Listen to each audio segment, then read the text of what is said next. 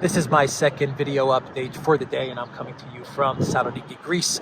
I am sitting in front of the amazing statue, the amazing monument to Alexander the Great. Right behind me, it sits right in front of the waterfront, the promenade of Thessaloniki. It is an incredible statue. It's massive. It is a massive monument, and it's absolutely fantastic. It's situated in a beautiful part of the city. It's kind of like a promenade park, and down in that direction you actually have the famous White Tower as well. I'll do some videos from there probably tomorrow, but for now I'm pretty happy just sitting here in front of this amazing statue. It's around 7:30, I think, 7:45. No, 7:30 in the evening, so it's pretty chill here. A lot of people are walking around, and the sun has come out after a day of rain. But enough rambling. Let's talk about the news, because we have a couple of stories that I want to get to, and the first story has to deal with this interview given by a high-level Zelensky aide to the BBC, where he is claiming that the Ukraine military is losing around 100 to 200 soldiers per day. This is a higher estimate than what was given by Zelensky just about a week ago, where he said the Ukraine military is losing around 60 to 100 soldiers a day. And I said it during that video when I reported on Zelensky's numbers that you could probably triple to quadruple that amount, and you're probably getting to an accurate number, because obviously Zelensky's going to lowball. So now you have 100 to 200 troops that are being lost a day, according to Mikhail Podolyak, and this is what he told the BBC on Thursday. So once again, maybe you double, triple, quadruple that, and you probably get an accurate number. But the reason I believe that Mr. Podolyak was on the BBC giving out these numbers is because he wants more weapons, because the reason he cited for this high casualty rate is the fact that you have, and I quote Mr. Podolyak, a complete lack of parity between Russian and Ukrainian forces in Donbass. And Podolyak said that Kiev needs the West to supply as many as 300 multiple rocket launch systems to level the playing field. This is actually following a report, many reports that have hit the interwebs, which are saying that while the actual numbers of those fighting in Ukraine, of the military fighting in Ukraine, is pretty much even, you have parity there, i.e. X number of Ukrainian soldiers fighting in Donbass is pretty much equal to those fighting on the Russian side. You have a complete lack of parity in weapons and artillery and ammunition. And so Podolyak, after this report came out, he was asked on to the BBC, of course, so that he can make a plea to the MIC, the military-industrial complex, and their collective West partners, so that they can get more weapons to Ukraine. Good business for Zelensky and his production staff, and I'm sure they're going to get a nice commission from pushing more weapons to Ukraine. And France is a country, actually, that, unlike Bulgaria, Greece, and even the United States, which said that they're out of javelins and they're running low on stingers, France is a country that is making statements saying that they're ready to provide more heavy weapons to Ukraine. And Macron spoke with Zelensky a couple of days ago, actually on Thursday. And according to French media, Macron will send more Caesar howitzers to Kiev. And the exact number of Caesar howitzers that Macron will be sending is numbering 12. Macron will send 12 Caesar howitzers to Ukraine. The Caesar is a truck-mounted 155mm artillery piece with an effective range of 40 kilometers. Initial reports in the French media indicate that the country will send 12 of them to Ukraine. So France, unlike Germany, unlike Bulgaria, unlike Greece, is not looking for some sort of off-ramp just yet. And apparently, they don't have weapon inventory problems. Well, I don't want to say they don't have weapon inventory problems, because as I'm reading this post right here, this article, they are saying, the French media is saying that the French military might be reluctant to provide a greater number of howitzers, considering it only had 76 of these weapons that were operational before the first shipment to Ukraine. So it takes about 1 year to produce a new Caesar weapon system. So 12 systems, that's what they're going to send, and they're reluctant to send a lot more. And but Macron is still doing his part to keep the war going, like the good globalist that he is. Now let's do another story here, which is kind of breaking news, I guess you could say it's breaking news, and that is that Moscow has come out with a statement with regards to the foreign fighters or foreign mercenaries and the death sentence that they have received from the Donetsk Supreme Court. And the statement coming out of Moscow, out of Russia, says that Russia does not consider pro-Kiev foreign fighters as combatants protected under the Geneva Conventions. Russia has rebuked Britain for its reaction to the death sentences passed by the Donetsk People's Republic, the DPR, on 2 British nationals who were captured while fighting for Ukraine.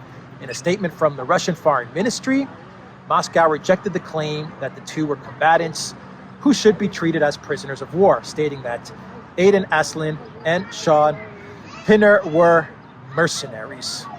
The 2 fighters were tried alongside Sadoun Ibrahim, who is Moroccan. The DPR Supreme Court found all 3 guilty of a number of crimes related to their activities while fighting on the side of Ukrainian troops. British Foreign Secretary Liz Truss described the sentence as a sham judgment with absolutely no legitimacy. She called them prisoners of war, which would mean that the UK is at war with Russia, according to Liz Truss. But according to the Foreign Ministry, i.e. Lavrov's office, they consider the British, and it's interesting that he focuses on the British nationals, they consider them mercenaries, and they are saying that the Donetsk People's Republic is going to pass judgment on them as it sees fit, and they don't view them as foreign fighters, they view them as mercenaries. So that is the first statement coming out of Moscow and from the office of Lavrov.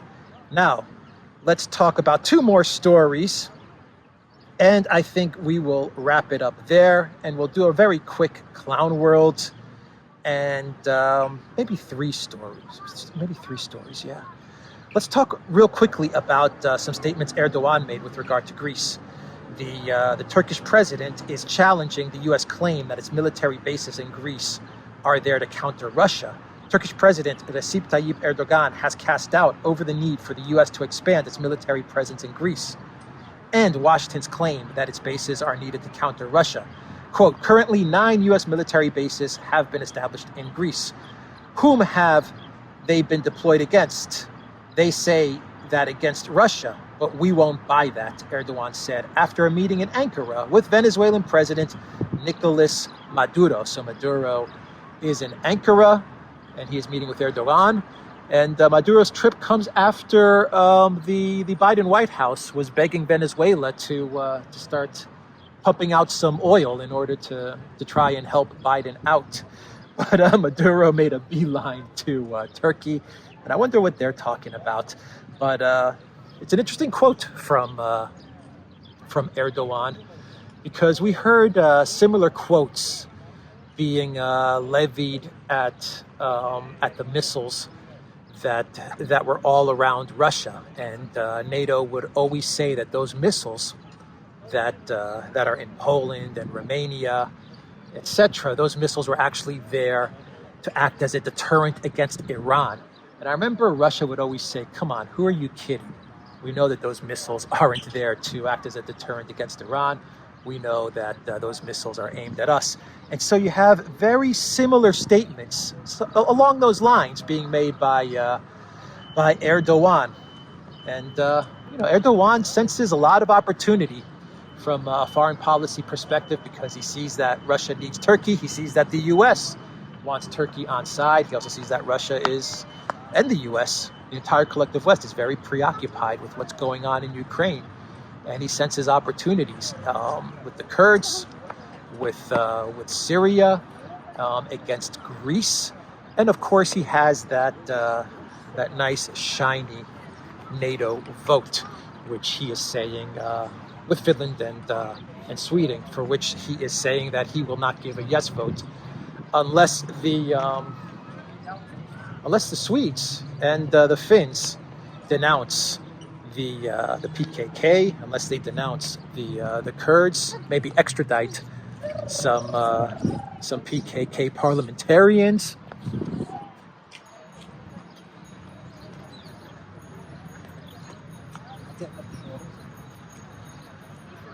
Interesting shields and spears right up top.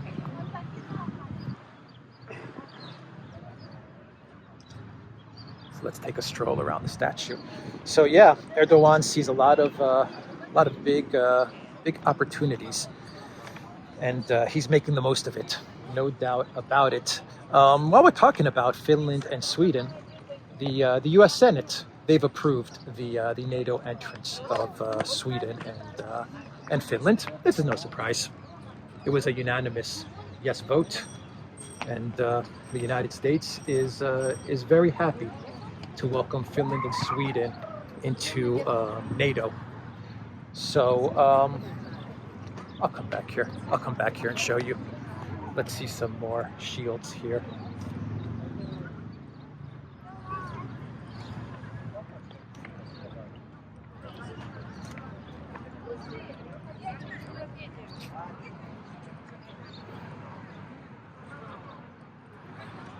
So yeah, that was interesting news. And let's do one more story, a quick story, and let's talk about Serbia. So Serbia is coming under a lot of pressure to move away from Russia. The United States, actually I think Blinken, to be more precise, I may be wrong, but I think Blinken is courting Serbia. Fantastic statue, isn't it?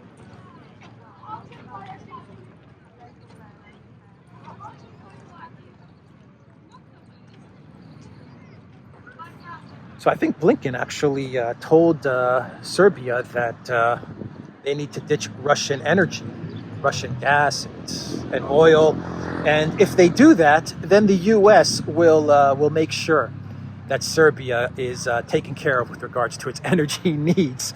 And the added bonus that the U.S. State Department, and I may be wrong about Blinken and the State Department, but I remember reading the story and I remember the Blinken name kind of stuck in my head, but I could be wrong. But anyway, I know that U.S. officials, very high-level U.S. officials, are courting Serbia, and what they are dangling in front of Serbia, if it ditches Russian energy and decides to take the U.S. up on its offer to get energy from, I don't know, the U.S. really didn't specify, I guess LNG, but LNG ships.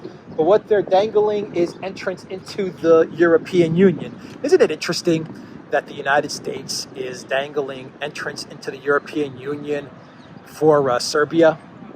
You would imagine that Ursula von der Crazy would be the one that is dangling that type of deal to Serbia, but I guess not, because I guess the United States makes all the decisions as far as who's getting into the European Union or not.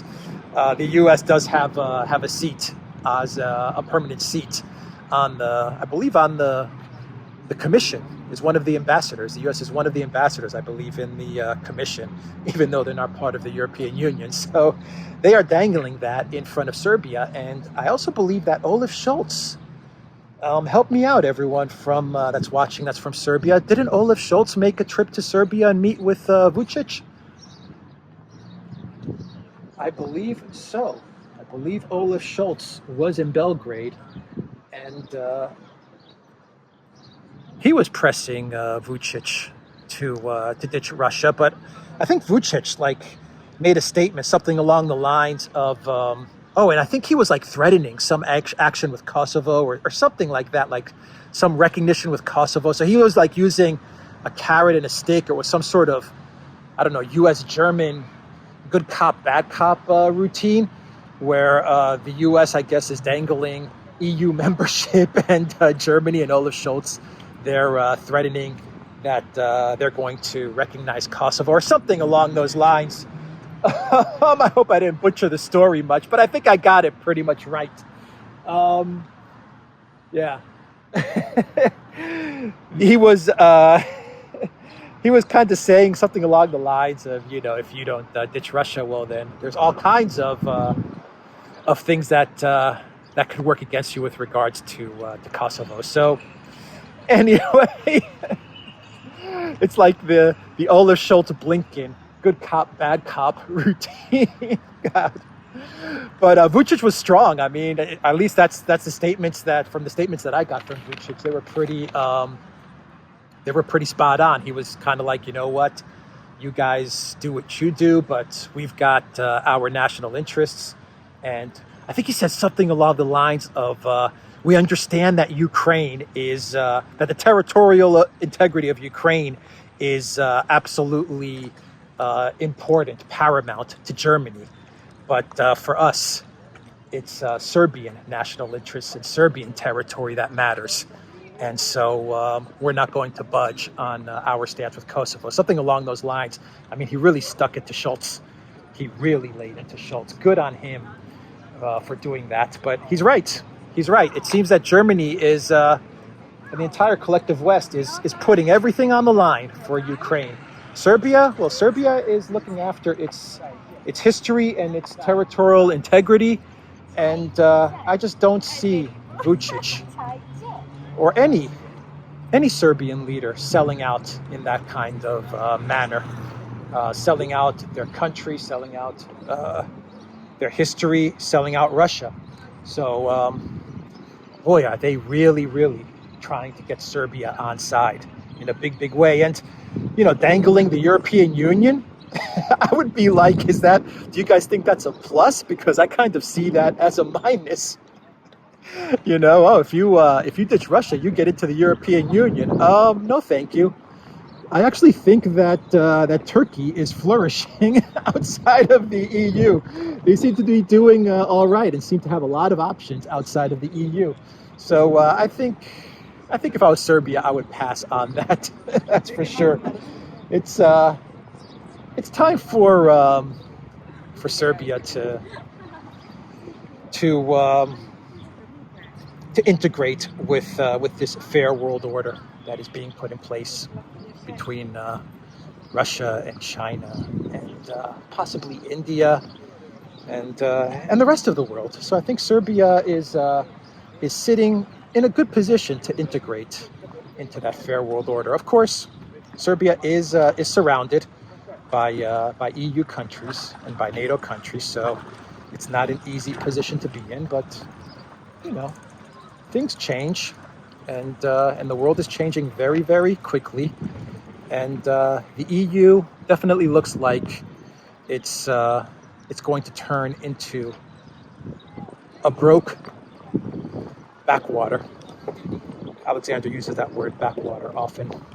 I think that's where the EU is heading. Anyway, I think I'll wrap up this video, everybody, from the monument of Alexander the Great. And actually, right over there, you can see the famous White Tower of Thessaloniki. And I'll do some videos from there as well. I'll get up close to that. And let's do a really quick clown world. And for this clown world, we'll talk about a White House video. Now, I saw this on InfoWars, so I think it's accurate, but I just can't. I really didn't have time to double and triple check it. So if I am wrong with this clown world, please don't hold it against me. But I think it's pretty accurate from what I saw when I glanced at this article. Anyway, this post on InfoWars. Anyway, it looks like the White House put up a video where Joe Biden was speaking. I think he was speaking to, I think, governors in the United States or something like that. And they were talking about economics and inflation and energy, something along those lines, if I'm not mistaken. I could be wrong, but anyway, Joe Biden was on like a conference call type of thing with a bunch of of people. Let's just leave it there. It's not important. The important part is that usually when the White House, when they record these videos, what they do is they'll post them on social media, for example, YouTube, but they won't allow comments. They'll turn the comments off because, you know what happens if they keep the comments on. Anyway, in this instance, it looks like the social media manager for the White House forgot to turn the comments off. And the comments were left on. And actually, I think the comments are still on. I'll actually put a link to this InfoWars article and take a look and see if the comments are still on. Even if they're not, InfoWars did manage to get quite a lot of screen grabs. And the comments with regards to Joe Biden and the blasting, the tearing apart of Joe Biden they're pretty epic. They are pretty epic. So I can't read them all because, I mean, there's just hundreds, if not thousands, of comments just destroying Joe Biden and the Biden White House administration. So take a look, see if the comments are still on. If they're still on, that's pretty amazing that they haven't turned them off yet, or YouTube hasn't turned them off yet. But even if they're not on, I'll put a link to the InfoWars article, and you'll be able to take a look at some of the screen grabs there. It's pretty fun reading. Anyway, I'm going to end this video there. Just a quick update with some good news topics coming to you from Thessaloniki, Greece. I'm going to probably come back to this spot and do more videos. Anyway, take care, everybody.